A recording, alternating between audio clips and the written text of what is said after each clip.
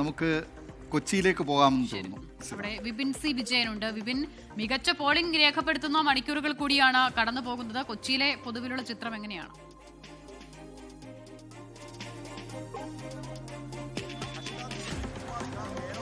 ഭരിക്കണമെന്ന് ജനങ്ങൾ വിധിയെഴുതുന്നത് തുടരുകയാണ്. ഇനി വെറും 3 മണിക്കൂറുകൾ മാത്രമേ ഉള്ളൂ. കനത്ത പോളിംഗ് എന്ന് നിസ്സംശയം പറയാവുന്ന രീതിയിൽ തന്നെയാണ് രാവിലെ മുതൽ ഇതുവരെയുള്ള ഒരു ട്രെൻഡ്. അത് ഒരു ഒഴുക്ക് പോലെ തന്നെ സംഭവിക്കുന്നു എന്നുള്ളത് കൂടിയാണ് മധ്യ കേരളത്തിൽ നിന്നുള്ള കാഴ്ച. കാരണം വലിയൊരു ക്യൂ നിൽക്കേണ്ട കാര്യമില്ല. വരുന്നു, വോട്ട് ചെയ്യുന്നു, മടങ്ങുന്നു എന്നുള്ള ഒരു ഫ്ലോ അത് രാവിലെ മുതൽ തന്നെ ഇതുവരെയും തുടരുകയാണ്. അത് 60% എത്തുന്നു. ജില്ലയിലെ ആകെ ഒരു കണക്ക് എന്നുള്ളതാണ്. ഇതിൽ ഏറ്റവും കൂടുതൽ കാണിക്കുന്നത് തൃപ്പൂണിത്തറയിലാണ്. നമുക്കറിയാവുന്ന പോലെ തന്നെ ഇഞ്ചോടിഞ്ച് മത്സരം, ത്രികോണ മത്സരം എന്ന ആദ്യം മുതൽ തന്നെ പറയുന്ന അല്ലെങ്കിൽ എ ക്ലാസ് മണ്ഡലമായി BJP കരുതുന്ന തൃപ്പൂണിത്തുറയിലാണ് ഇപ്പോൾ ഏറ്റവും കൂടുതൽ വോട്ട്. ഈ എറണാകുളത്ത് പൊതുവെ കേരളത്തിൽ തന്നെ നോക്കുകയാണെങ്കിൽ അത് തൃപ്പൂണിത്തുറയിൽ കൂടുതലാണ്.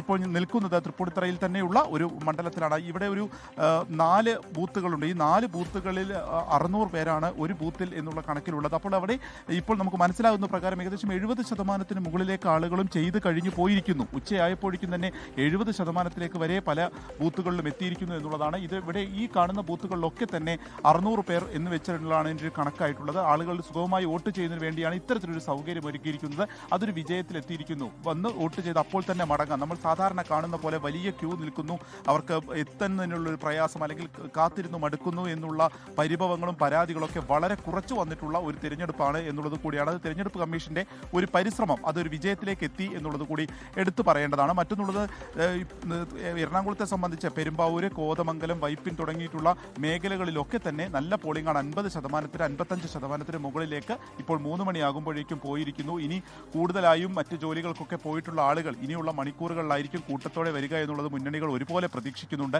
അങ്ങനെ പരമാവധി ആളുകളെ എത്തിക്കുന്നതിന് വേണ്ടി വീട്ടിലൊക്കെ ശാരീരിക ബുദ്ധിമുട്ടുകളൊക്കെ ആയിട്ടിരിക്കുന്നവരെ ബൂത്തുകളിലേക്ക് എത്തിക്കാനും വോട്ട് ചെയ്യിക്കാനുള്ള ശ്രമങ്ങൾ സജീവമായി തന്നെ നടക്കുന്നു. ഒപ്പം തന്നെ എറണാകുളത്തെ 2 കള്ളവോട്ട് പരാതികൾ ഇപ്പോൾ ഉയർന്നു വന്നിരിക്കുന്നു എന്നുള്ളതും എടുത്തു പറയേണ്ടതാണ്. അത് വിജയനാണ് കൊച്ചിയിൽ നിന്ന് വിവരങ്ങൾ നൽകുന്നത്.